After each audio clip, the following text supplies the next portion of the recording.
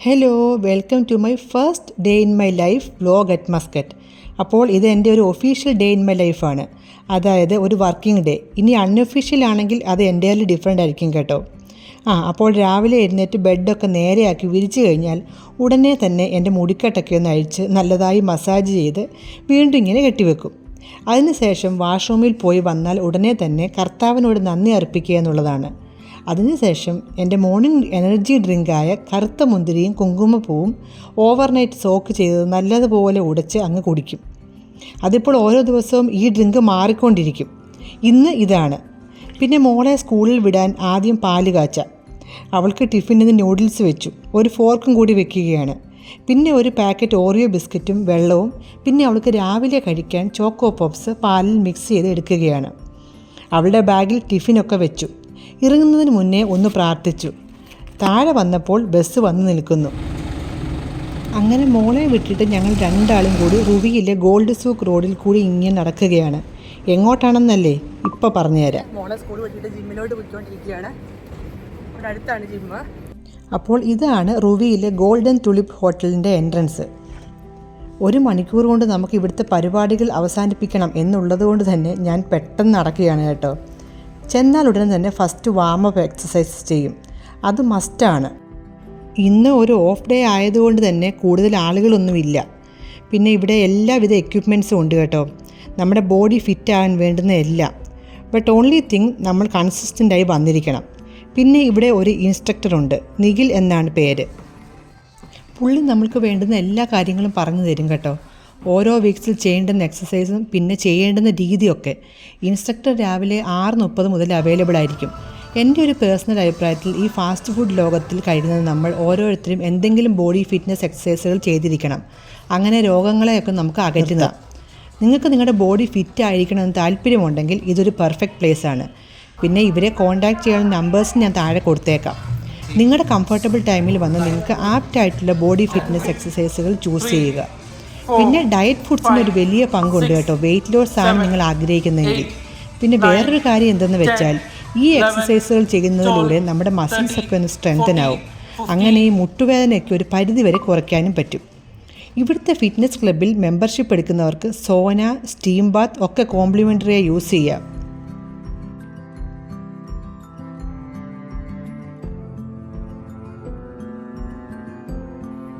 വർക്കൗട്ടെല്ലാം കഴിഞ്ഞ് ഞങ്ങൾ തിരിച്ച് ഫ്ലാറ്റിലോട്ട് പോയിക്കൊണ്ടിരിക്കുകയാണ്. പിന്നെ എല്ലാവർക്കും ഒരു സംശയമുണ്ട്, ലേഡീസിനൊക്കെ മസിൽ ഉണ്ടാവുമോ ജിമ്മിൽ വന്നാൽ എന്നൊക്കെ. പക്ഷെ അത് അങ്ങനെയൊന്നുമല്ല. അങ്ങനെയാണെങ്കിൽ സെലിബ്രിറ്റീസൊക്കെ എല്ലാവരും ജിമ്മിൽ പോയിട്ട് അവർക്ക് മസിൽ ഉണ്ടാവുന്നില്ലല്ലോ.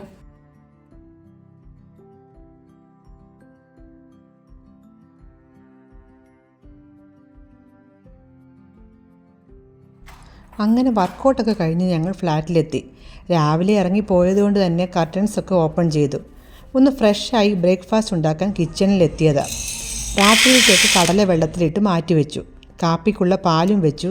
പിന്നെ മുട്ടയുടെ വെള്ള മാത്രം മതി ഹസ്ബൻഡിന്. ഇത് ഇങ്ങനെയാണ് വൈറ്റ് ഞാൻ സെപ്പറേറ്റ് ചെയ്തെടുക്കാറുള്ളത്. കുറച്ച് കുരുമുളക് ഉപ്പും കൂടി മിക്സ് ചെയ്ത് വെച്ചിരിക്കുന്നത് ചേർത്ത് ബ്രൂ കോഫിയും എടുത്തു. ഹസ്ബൻഡിൻ്റെ ബ്രേക്ക്ഫാസ്റ്റ് റെഡി. ഇനി എനിക്ക് എഗ് സാൻഡ്വിച്ച്. ബ്രേക്ക്ഫാസ്റ്റൊക്കെ കഴിച്ചു കഴിഞ്ഞപ്പോൾ കുടിവെള്ളം വന്നു. കാലി ബോട്ടിൽസൊക്കെ എടുത്തു കൊടുത്തു. പകരം ഫില്ല് ചെയ്ത ബോട്ടിൽസ് കിട്ടി. പിന്നെ രാവിലെ ഞാൻ കുറച്ച് നേരം ഇങ്ങനെ ബാൽക്കണിയിൽ വന്ന് പുറത്തോട്ട് നോക്കി നിൽക്കും. റോഡിൽ കൂടി തിരക്കിട്ട് പോകുന്ന വണ്ടികളെയൊക്കെ നോക്കി അങ്ങനെ കുറച്ച് സമയം. ഇനി ക്ലീനിങ് ടൈം. ഒന്ന് അടിച്ചു വാരി വേസ്റ്റ് കൊണ്ട് കളയാൻ ആൾ വന്നു. ഞാനത് എടുത്തു കൊടുത്തു. ഇനി ചെടികൾക്ക് കുറച്ച് വെള്ളം കൊടുക്കാം. നാട്ടിൽ പോയപ്പോൾ എൻ്റെ എല്ലാ ചെടികളും വാടിപ്പോയി ഗൈസ്. ഇനി രാവിലത്തെ പാത്രങ്ങളൊക്കെ കഴുകാം.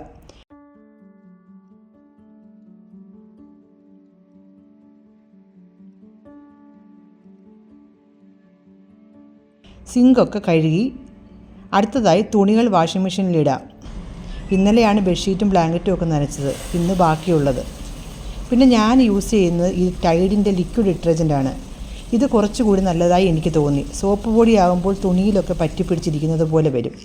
ഇതാവുമ്പോൾ അങ്ങനത്തെ പ്രശ്നമില്ലല്ലോ. ഇനി തുണി മടക്കാനുള്ള പണി. എനിക്കാണെങ്കിൽ ഏത് തുണിയാണെങ്കിലും മടക്കുന്നത് നല്ല പെർഫെക്റ്റ് ആയിരിക്കണം. തേച്ചതുപോലെയാണ് ഞാൻ മടക്കി വയ്ക്കാറ്. ഈ ബെഡ്ഷീറ്റ്സൊക്കെ ഞാൻ തേച്ചാണ് പിന്നീട് യൂസ് ചെയ്യുന്നത്. അതൊരു ശീലമാണ്. എൻ്റെ പപ്പയുടെ കയ്യിൽ നിന്ന് കിട്ടിയ ശീലമാണിത്. പപ്പ ബെഡ്ഷീറ്റ് തേച്ച് നല്ല വടിവൊത്ത് വിരിച്ചാണ് ബെഡിലിടാറുള്ളത്. എനിക്ക് അത്രയും പെർഫെക്റ്റ് ആക്കാൻ പറ്റില്ല കേട്ടോ. സൈഡ്സൊക്കെ നല്ല ഹോട്ടൽ റൂമിൽ ഒക്കെ കാണുന്നത് പോലെ ആണ് പപ്പ ചെയ്യാറ്. ഇനി അടുത്തത് ലഞ്ചിനുള്ള പ്രിപ്പറേഷൻസ് തുടങ്ങാം. ഓൾറെഡി ചോറൊക്കെ വെച്ച് കഴിഞ്ഞു. അപ്പം ഇനി ബീട്രൂട്ട് തോരൻ വെക്കാമെന്ന് വെച്ച് ഇങ്ങനെ എടുത്ത് എല്ലാം പീൽ ചെയ്ത്. നല്ലൊരു ഡീറ്റോക്സിഫൈങ് ഒരു വെജിറ്റബിൾ ആണ്. നമ്മൾ വെറും വയറ്റിൽ ഇതിൻ്റെ ജ്യൂസ് കുടിച്ചു കഴിഞ്ഞാൽ നമ്മുടെ ബോഡിക്ക് വളരെ നല്ലതാണ്.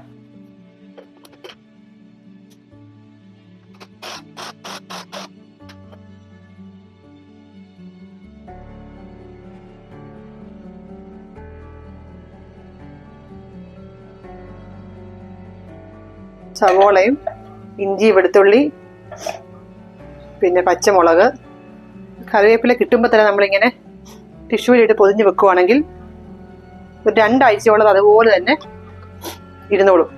വെളുത്തുള്ളി ഉണ്ടല്ലേ പൊളിച്ചങ്ങ് ഇങ്ങനെ ടിഷ്യൂ ഇട്ട് അടച്ചങ്ങ് വെക്കും. പച്ചമുളക് അതിൻ്റെ ആ മുകളിലത്തെ തണ്ടെടുത്ത് മാറ്റി ഇങ്ങനെ അടച്ചു വെക്കുകയാണെങ്കിൽ കുറേ നാൾ അങ്ങനെ അഴുക്കാകാതെ ഇരുന്നോളും.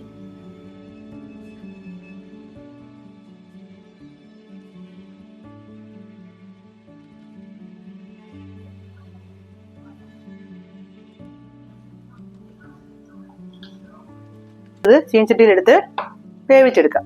ഞാനിവിടെ യൂസ് ചെയ്യുന്ന സൺഫ്ലവർ ഓയിലാണ്. ഓയിൽ ചൂടായി കഴിയുമ്പോൾ കുറച്ച് കടുക്, നമുക്കിതെല്ലാം കൂടെ അങ്ങോട്ട് ഇട്ട് കൊടുക്കാം അല്ലേ.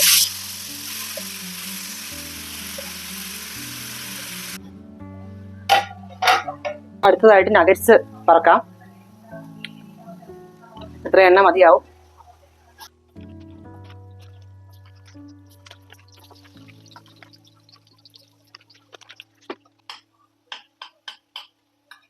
ുള്ള പണിയെല്ലാം ഓക്കെ റെഡിയായി. ഇനിയും ഹസ്ബൻഡും മോളും വരാനുണ്ട്. അവർ വരുമ്പം ഹസ്ബൻഡ് ആദ്യം വരും. അപ്പം നമുക്ക് ചോറുണ്ണണം. കഴിഞ്ഞ വെള്ളിയാഴ്ച ലോക മൂവി കാണാൻ പോയി. വളരെ നല്ലൊരു മൂവിയാണ് കേട്ടോ. നല്ല എല്ലാവരും പോയി കാണേണ്ട ഒരു മൂവിയാണ്. കല്യാണിക്ക് നല്ലൊരു ക്യാരക്ടറാണ്. ഇത്ര നാളും ചെയ്തതുപോലല്ലാതെ ഒരു ഇച്ചിരി ഹെവി ക്യാരക്ടറായിട്ട് കണ്ടു. അത് നല്ല ഭംഗിയുണ്ടായിരുന്നു അത് കാണാനും ഒക്കെ. പിന്നെ സെക്കൻഡ് പാർട്ട് ഇനി ഉണ്ടെന്ന് പറഞ്ഞു. ഫസ്റ്റ് ചാപ്റ്റർ 1 എന്ന് പറഞ്ഞാണ് ഇത് കാണിച്ചത്. അപ്പൊ സെക്കൻഡ് പാർട്ടൊക്കെ ഇനി ഉണ്ടാവും എന്ന് പറയുന്നു. അപ്പം അത് ഇങ്ങനെ ഇൻട്രസ്റ്റഡ് ആയിട്ടിരിക്കുന്നു പോയി കാണാനായിട്ട്. അപ്പൊ എല്ലാരും പോയി കാണുക കേട്ടോ. നമ്മൾ രാത്രി കഴിക്കാൻ പോകുന്നത് റവ പുട്ടും കടലയുമാണ്. അപ്പോൾ അതുകൊണ്ട് തന്നെ ഞാനിപ്പം അത് ഉണ്ടാക്കിക്കൊണ്ടിരിക്കുകയാണ്. കടലയ്ക്കുള്ളത് പ്രഷർ കുക്കറിനകത്ത് ഉള്ളി എല്ലാം വഴറ്റി ആക്കിയിട്ടുണ്ട്. ഇനിയിപ്പോൾ നമുക്ക് റവ പുട്ട് ഉണ്ടാക്കാൻ വേണ്ടിയുള്ള പൊടിയെടുത്ത് ഉണ്ടാക്കി തുടങ്ങാം. കുറച്ച് ഉപ്പിടുക. അതിന് ഉപ്പിട്ടിട്ട് നമുക്കൊന്ന് കുറച്ചിങ്ങനെ ഇളക്കി കൊടുക്കണം. എന്നിട്ട് ചെറു ചൂടുവെള്ളം എടുത്ത് വേണം ഇതിന് കുറച്ച് വെള്ളം ഒഴിച്ചൊഴിച്ച് കൊടുക്കുക. കുറച്ച് തേങ്ങയും കൂടി ഇട്ട് കൊടുക്കാം.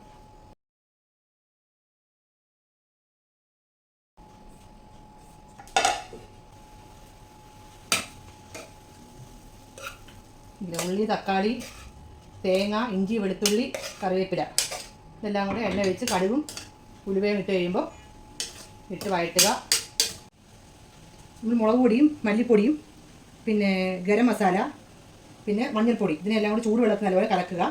എന്നിട്ട് ഇതിൻ്റെ ഇടയ്ക്കോട്ട് കുറച്ച് എണ്ണ ഇങ്ങനെ ഒഴിച്ച് കൊടുക്കുക. എന്നിട്ട് ഈ മസാല നമ്മളങ്ങ് മൂപ്പിച്ചെടുക്കുക. അടുപ്പിൽ കിടന്ന് ആ മസാല ഒന്ന് മൂക്കണം ഉണ്ട്. ഈ കടലയും കൂടെ നമുക്ക് അടുപ്പിൽ വെച്ചിട്ട് പോയി ഒന്ന് ഫ്രഷ് ആവാം.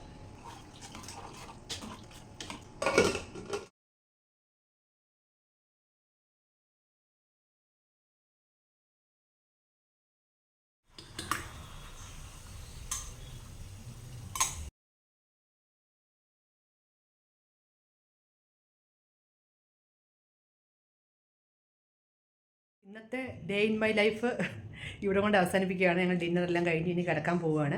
ഇത് ശരിക്കും കുറച്ച് ബുദ്ധിമുട്ടുള്ള കാര്യമാണെന്ന് തോന്നുന്നു. കാരണം ഒരു ദിവസം ഫുള്ള് ഇങ്ങനെ എടുത്തോണ്ടിരിക്കുക എന്ന് പറയുമ്പോൾ നമുക്ക് നോക്കാം എങ്ങനെ വരുമെന്ന്. അപ്പോൾ അടുത്ത വീഡിയോയിൽ കാണുന്നവരെ എൻ്റെ സ്വന്തം കയ്യൊപ്പോട് കൂടി സൈനിങ് ഓഫ്.